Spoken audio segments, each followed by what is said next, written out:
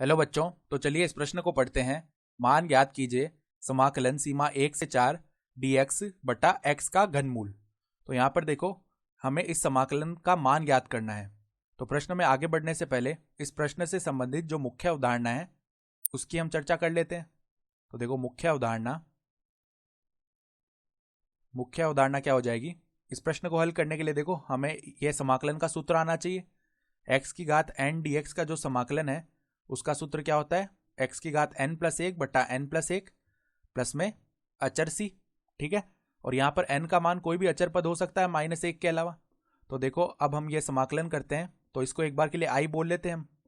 तो i बराबर में क्या आ जाएगा, समाकलन की सीमा 1 से 4 dx बट्टा में देखो घनमूल लिखा हुआ है x का, यानी कि x की घात 1/3 भी लिख सकते हैं इसे। अब x की घात 1/3 को अगर ऊपर लेके जाएं तो इसकी घात माइनस की हो जाएगी, यानी कि देखो समाकलन 1 से 4 x की घात -1/3 हो जाएगा dx। अब देखो यहां से हम ये सूत्र लगा सकते हैं। तो क्या बनेगा, x की घात -1/3 प्लस में 1 बटा -1/3 प्लस में 1, और इसकी सीमा लगाएंगे 1 से 4 तक। ठीक है, तो यहां पर देखो 1 - 1/3 यानी कि क्या बन जाएगा, ये बन जाएगा 2/3। ठीक है, यानी कि x की घात 2/3 बट्टा में यहां पर 2/3 आएगा।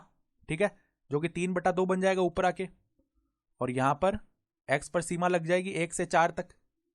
ठीक है, तो अब देखो क्या होगा, पहले ऊपरी सीमा लगाते हैं तो 3/2 तो ऐसे ही रहेगा। फिर देखो x की जगह 4 रख देंगे तो 4, और इस पर क्या आ जाएगा, घात 2/3 माइनस में, अब निचली सीमा लगाई तो 1 की घात 2/3। ठीक है, ये बन गया हमारे पास में। तो देखो 1 की घात 2/3 वापस में 1 ही आ जाएगा। ठीक है, और 4 को हम कैसे लिख सकते हैं, 2 की घात 2 लिख सकते हैं, यानी 2 की घात 4/3 लिख सकते हैं। तो देखो i का मान क्या बनेगा, i बराबर में, देखो 4 को कैसे लिख दिया, 2 की घात 2 और इसके ऊपर घात लगी हुई है 2/3, यानी कि 2 की घात 4/3 बन जाएगा, और ये तो 1 हो ही गया, 1 की घात 2/3, यानी कि क्या बनेगा 3/2, 2 की घात 4/3।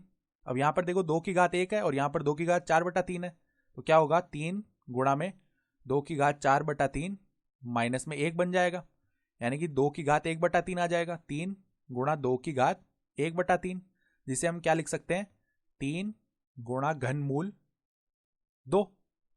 तो हमारा उत्तर क्या आ जाएगा, यही उत्तर आ जाएगा, 3 गुणा 2 का घनमूल। ठीक है, तो हमसे जो प्रश्न पूछा गया था उसका उत्तर क्या आएगा, 3 गुणा में 2 का घनमूल। तो आशा करता हूं कि आपको यह प्रश्न समझ में आया होगा। धन्यवाद।